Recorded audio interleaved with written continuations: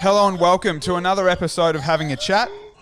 My name is Tommy Casher, and today I'm chatting with Tippah Dwan.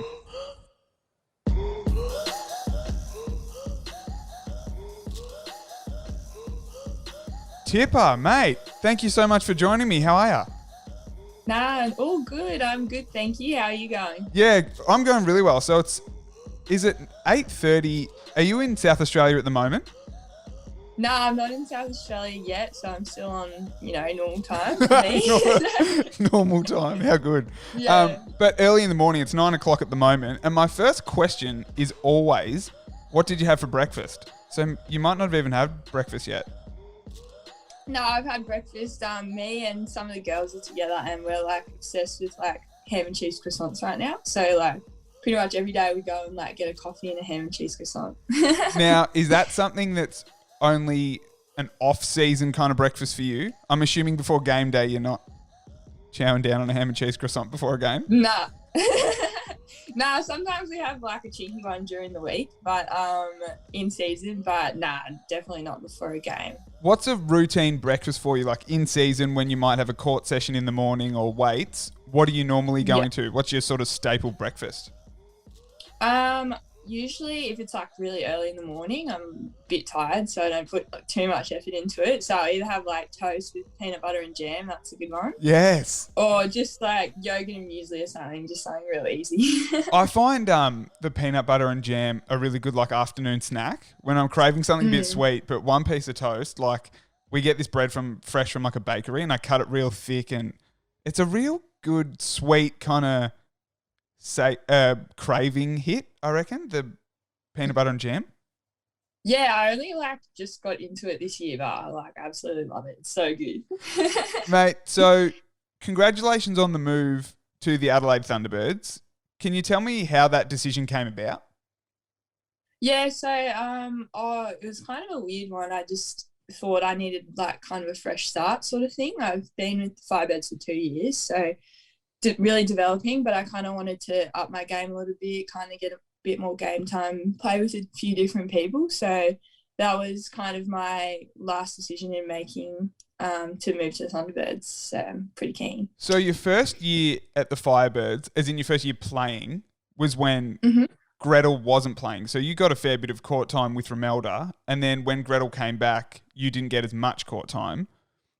And I guess, how hard is it being in that professional environment where you're friends with all the people on your team, but at the end of the day, you're competing with them for a spot? Is that really hard to kind of manage that? Well, I kind of expected it, her being the best goal attack in the world. I was kind of oh, I guess I'll just come on. But I think it's pretty hard role to be an impact player sort of thing. Yep. That's probably what I was this year. But we're just such good friends, off court, all of us. We were such a tight group. So I think that's team sport. You kind of just, keep going. And if we're winning, it's good. So, yeah. So you said you're obviously a Brizzy girl originally. So you're really settled there, right? Was it a really difficult decision for you to weigh up moving? And you're obviously really close with all the Firebirds girls. I've seen on socials you look like you're on a holiday in Tassie with Lars and Rudy and Gabby Simpson. So was that another element to it? I guess you could have easily stayed at the Firebirds and just, stayed as an impact player coming off the bench. But talk to me about, I guess you've touched on the decision, but can you go a layer deeper and talk about how hard it was to make the decision to leave where you are? Yeah, so when I made the decision, I got off the phone with my manager and I just started crying. I was oh no, I'm leaving everyone. It's actually really sad to leave such a good group of people that I'm so close with. But I just thought it's better for my career. That's how I'm going to get better. I can't really develop if I'm doing the same role that I was. So yeah, it's pretty much all about that. And it's probably one of the hardest decisions I've ever made. It took me months to make, but yeah. It's fascinating that I guess you're able to put your career and something that's unknown as to how you're going to fit in Adelaide, how the team's going to go next year, above a really comfortable situation.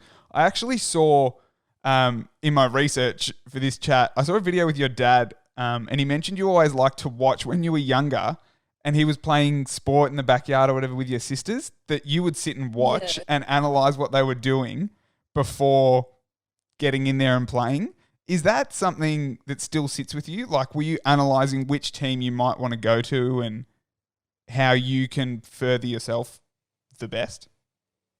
Yeah, definitely. That was probably one of the biggest things going into it. I thought, like, obviously the Thunderbirds are a developing team and it kind of looks like they're on the rise. So I was like, oh, what a like great like group of girls to be a part of. And they're all really young. So I feel like we can like just grow together. And there's a few like older girls in there which we can learn off of. But yeah, I just thought they looked like an amazing group of girls. And yeah, that was probably one of the biggest parts of my decision too. Yeah. So just again, touching on that, do you know the video I'm talking about that you did or your dad did with the Firebirds? So, yeah. So is that a big part of your personality? Do you think you are someone that sits back and sort of analyzes things before you jump into a situation? Yeah, I think so. I'm probably like pretty laid back sort of person. You could probably ask anyone. They're like, oh, she's that chill. Like, but I like, yeah, if I'm in a group of like people, I'll just sit back and like kind of listen sort of thing rather than get like real into it. So I think, yeah, probably like even in like my netball, like doing drills and stuff, I'm like, I have to go at the back so I can like watch before I like jump into it sort of thing. So yeah, that's definitely one of my biggest personality traits. So you're a visual learner. There's a lot of us that are like that. I'm the exact same. If someone explains something, I'm like, I don't get it. And then when you write it down on a piece of paper, I'm like, oh, I get it now. Yeah. I like cannot. If someone's talking to me, I'm like, no, I don't know what you're talking about. So how is that? Have you always known that about you? And that's how you work best and learn best? Or is that something you've only sort of known recently? Do you know what I mean? Yeah, no, I think I've probably always done that. Yeah, probably since I was little, like just watch everyone because I'm not like the most outgoing person. I'm pretty like quiet, like in situations. So I'm probably just like watching, and then when I'm like comfortable, I just like dig into it. Yeah. So, not the most confident or outgoing person. How did you first settle into the Firebird side when you started playing games in 2020? Yeah, I was probably, when I first joined as like a training partner, I probably didn't like say a word to any of the girls. They were probably like, who is this like 17-year-old girl that's like little and doesn't really talk? But I think because I've been there for about 5 years, I was like pretty comfortable, and I made like a few of my best friends there. So I'm just like real comfortable in that position. So it would probably be pretty tricky for me to like move to Adelaide, but I know a few of the girls there already. So I'm feeling pretty good about it, yeah. Because you mentioned you were a training partner while you were still at school. At what point did you realise you could make a living and a career and make money and make netball your job? When did that become a realistic option? It was probably when I first got offered a contract. So I got offered a contract and then hurt myself and then didn't play in, I think it was 2018. But I was like, what, how cool is this? Like, I'm 18 years old and like making money, like pretty good money for an 18-year-old, like just at uni too. So I thought it was like pretty awesome, yeah. Are you still at uni? Yeah. What are you studying? I'm doing business. How's that going? Oh, I'm doing it pretty slow. I've literally done 2 subjects this year. I'm horrible, but yeah, it's a pretty easy like degree too. I reckon it's pretty like laid back, and so it's probably the one for me. Yeah.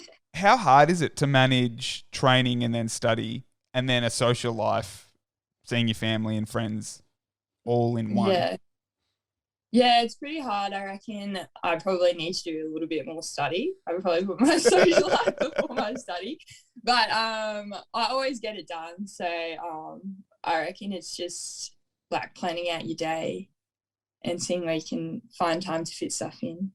Yeah. So obviously moving to the Thunderbirds, are you going to have to like assert your dominance when you get there and let club champion Georgie Hall just know that the goal attack bib's yours? Or how are we going to work that out? Yeah, I know, she's such an amazing player. I'm actually pretty keen to work on with her. She seems like a really like cute and like sweet girl. So she does. I'm pretty keen to jump in. Yeah. So I think like hopefully our role is like a little bit of switching sort of thing, or if like one of us plays wing attack or goal attack, we can play at the same time sort of thing, or if there's like super short opportunities, we can both jump on there and really help each other out and take the pressure off one another. So yeah. Because in an interview, I think Georgie mentioned she's looking forward to potentially swinging out to to wing attack. Yeah. Are you comfortable playing shooter, goal attack, and wing attack as well? Would you be comfortable playing all three? Yeah, I would. I probably need to work on my wing attack game a little more. Like, I haven't really dove deep into it. I've done it a lot at like trainings, but not really in gameplay. So, but I think like my sort of goal attack game is like a feeding sort of like goal attack anyway. So I feel like I'd be pretty comfortable there. Yeah. What are your thoughts on the Supershot? Do you like it? Oh, I absolutely love it. Yeah. Talk to me about why you love it, because like, are you on Twitter? Do you have a Twitter account? No, I don't. Okay, so there's a huge, I don't know if you know, but there's a huge netball community on Twitter, and that's where all the netball discussion happens, right? So as you can imagine, there's a lot of netball traditionalists who are against the Supershot. Can you explain as a player why you love it so much? Yeah, I just think it's like a great opportunity. We talked about it a lot to like, it's like a 3-point play pretty much. Like if you get a turnover, you can get 3 points from it. So I think it's just, it's actually a skill to be able to like know when to shoot them and not to. So I think that adds like a great element of skill to the game.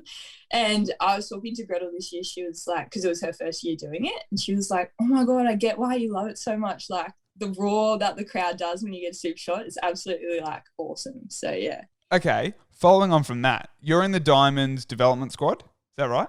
Yeah. Yeah. God, I've done some pretty good research here, haven't I? So Diamonds development squad, right? And the Supershot isn't played in international netball. What about how that affects all the Australian players playing with a Supershot during the year, during the Super Netball season, and then different rules when you're playing international netball, including timeouts as well? Yeah.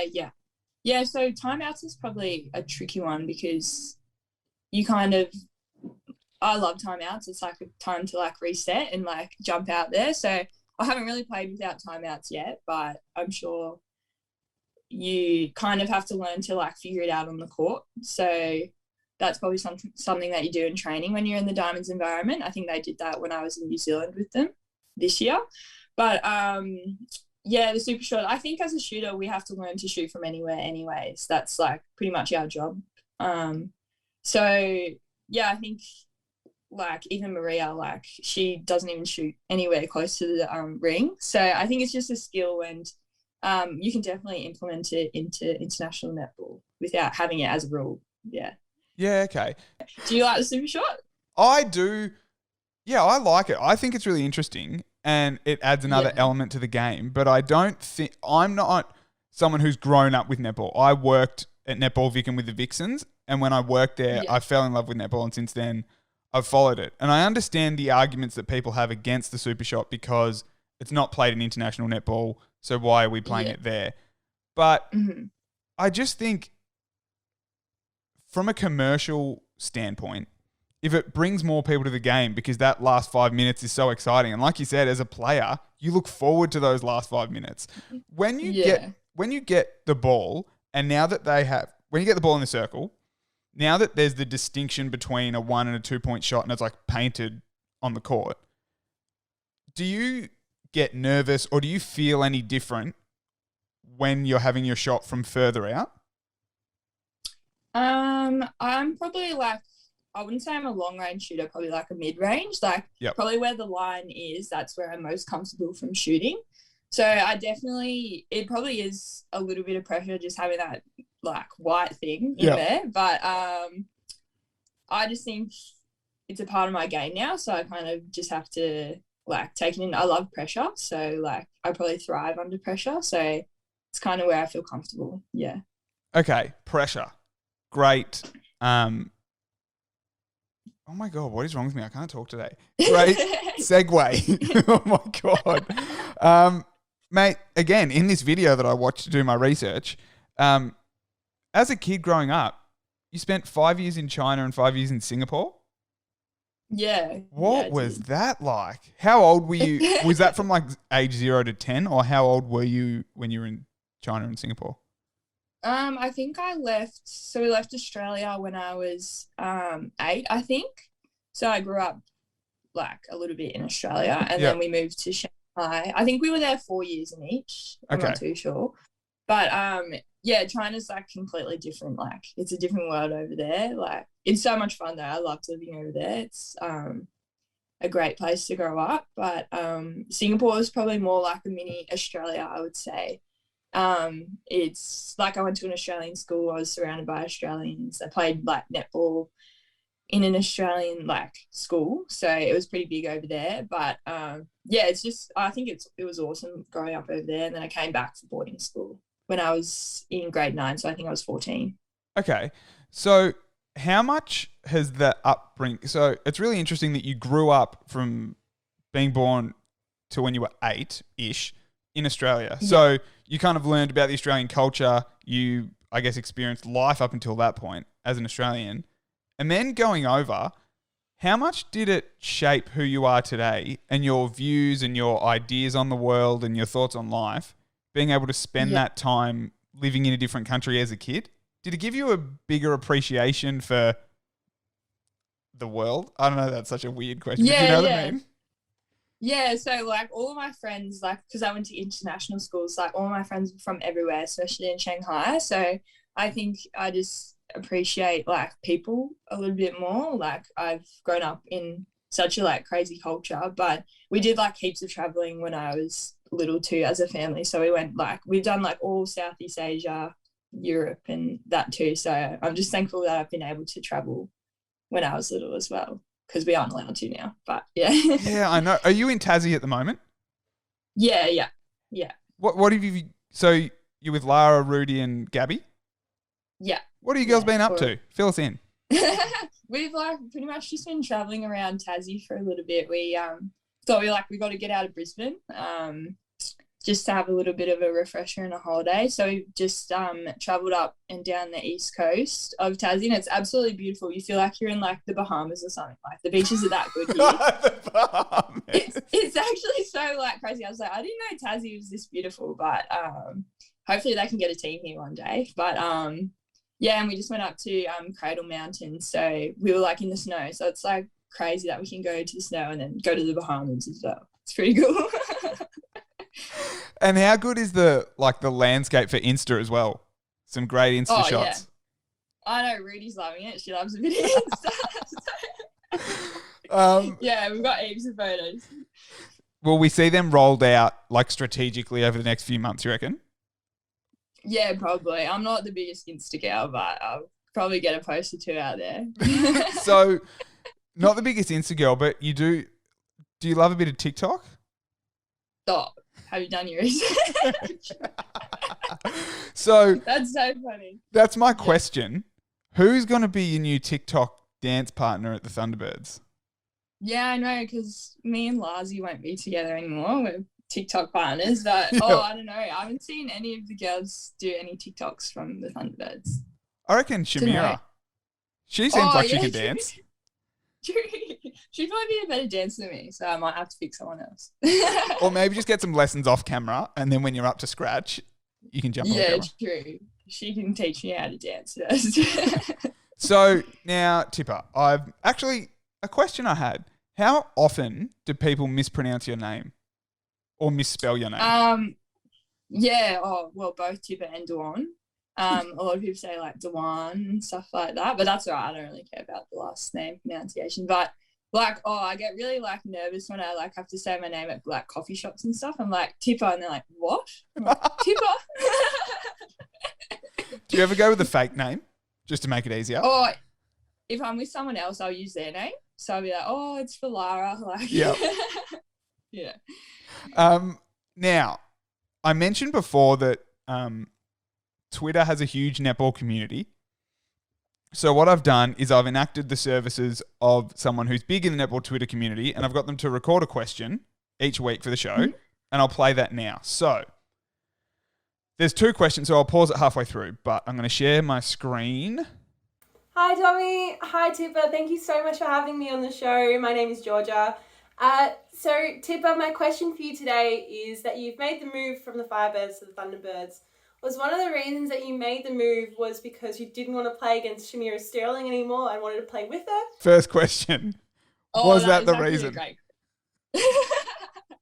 Well, I was thinking about it the other day. I was like, it's definitely a positive. Like, now I don't have to verse her. She's probably the hardest defender out there, especially like with their long arms. But I reckon that like Georgie's like so good at shooting over like long arms. So I think she just practices on the best. So I'm like that keen to get in there and like not be worried about hands anymore. It'll be great. Well, I guess that's also a great bonus, right? If you're playing against the best defender every week at training, multiple times a week, then that's only going to improve your game. Yeah, exactly. It's a huge positive. I'm pretty keen. Okay, amazing. Now let's share the screen again, get to George's second question.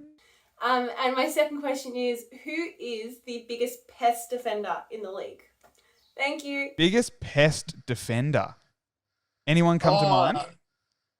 Yeah, I always get this question. I always say the same person.